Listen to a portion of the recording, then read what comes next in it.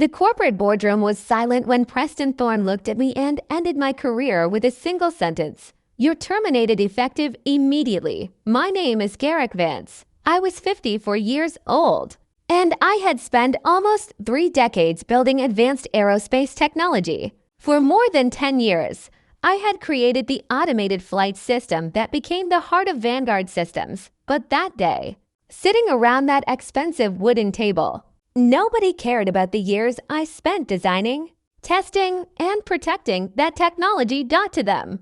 I was just another expensive employee. 14 executives watched as Preston sat confidently in his designer suit, acting like he had just made the smartest decision of his life. He was only 38 years old and had risen to power because his uncle controlled the private investment company that funded Vanguard. He had a business degree, but he had never written a single line of the code that kept our aircraft in the sky. He had never stayed awake for nights solving engineering problems. He had never stood beside my team during failures and rebuilt systems from nothing. Yet he believed he knew more than the people who created everything. I slowly stood from my chair, adjusted my jacket, looked around the room, and simply said one word: "Appreciate it." Everyone looked confused. They probably thought I was defeated.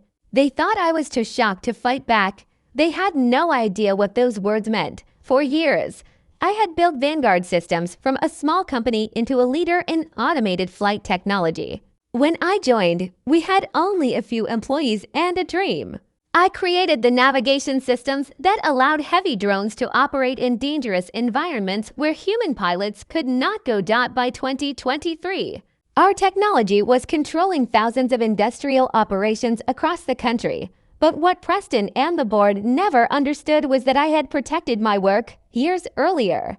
When the company struggled financially, I moved the most important software patents into my own private company. The board approved the arrangement without realizing the conditions attached. The company could use my technology only while I remained actively involved. If they removed me without a proper transition period, the rights would return to my company within 72 hours. They thought they were firing an employee. They were actually removing the foundation of their entire business after leaving the building. I sat in my truck and stared at the steering wheel for a long time. My phone started filling with messages. Julian Cross, my robotics director, was the first. "Security locked your office. Nobody knows what's happening." Then Alan from field operations called. "Client systems are already having problems." My team was confused and angry. They knew what Preston had done. They knew the company was about to face something much bigger than anyone expected. When I arrived home, my wife Meredith immediately saw something was wrong.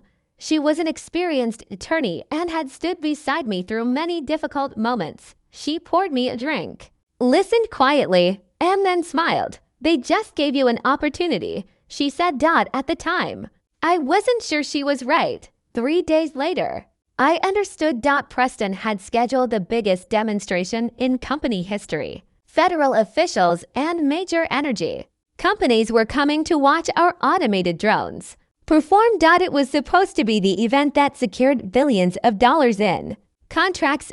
Julian secretly sent me updates from the control room. The first drone launched perfectly. Then, the second system failed. A warning appeared on every screen. "License validation required." The executives panicked. The officials started asking questions. Who owned the technology?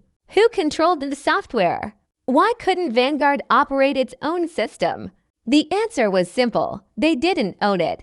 The demonstration collapsed in front of everyone. The drones were grounded, and the company's biggest clients walked away demanding explanations. But that was only the beginning. Our software was controlling hundreds of industrial drone networks across the country.